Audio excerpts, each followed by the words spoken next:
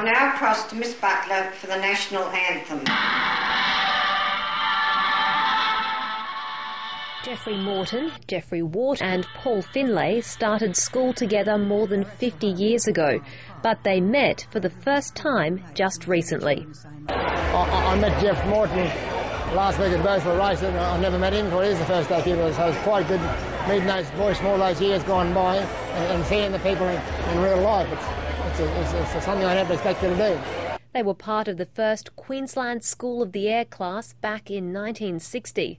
14 boys and girls from across northwest Queensland sat before their transceivers with microphones in hand to take part. Geoff Morton was on the other end of the radio link hundreds of kilometres away on Roseburth Station near Birdsville, where he still lives today. I can remember it being a big event in the family when they first started the School of the Air, because I remember my father, he had very little to do with education, but he made a point of being there. And everybody in the family was there for the first time that they turned the radio on. Bridget O'Sullivan, or BID, came out of retirement to teach the first class through Cloncurry's Royal Flying Doctor Service. Miss O'Sullivan encouraged us to learn poetry and also started up right at the end of the first year an annual concert. We had terrific emphasis on phonetics. I will always die knowing how now brown cow and over Miss O'Sullivan. Miss O'Sullivan, she used to make us enunciate properly. All of us used to say, at the end of the conversation, we'd say over. And she said, no, repeat that again and say over. We had to say over. She made us say that over and over again. Robert Lord from Kilterry Station near Julia Creek was in Bid O'Sullivan's second class. His children also did School of the Air, and it looks like his grandchildren will too. To have a social organisation or connection through our children was a fantastic thing for families in the bush.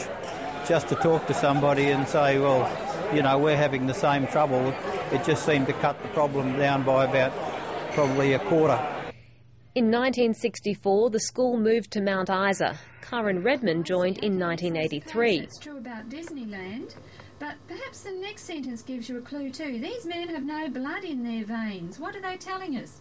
She was principal for almost 20 years. In that time, improvements in technology allowed students to move from radio to telephones and eventually to the internet. Today, the school has 21 teachers and about 200 students from as far away as Western Australia. But current principal, Tim Mose, says despite the dramatic shift in technology, some things don't change. Our school kids now have TV, but they still wear big hats. We have more bitumen roads, but the distances are no shorter.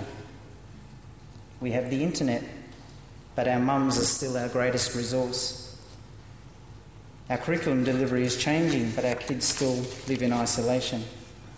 School is on the air. The school celebrated 50 years with a gala dinner in Mount Isa recently, and past pupils from far and wide attended.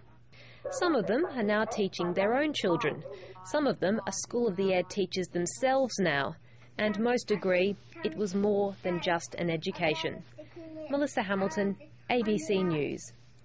Outside, Miss Reid.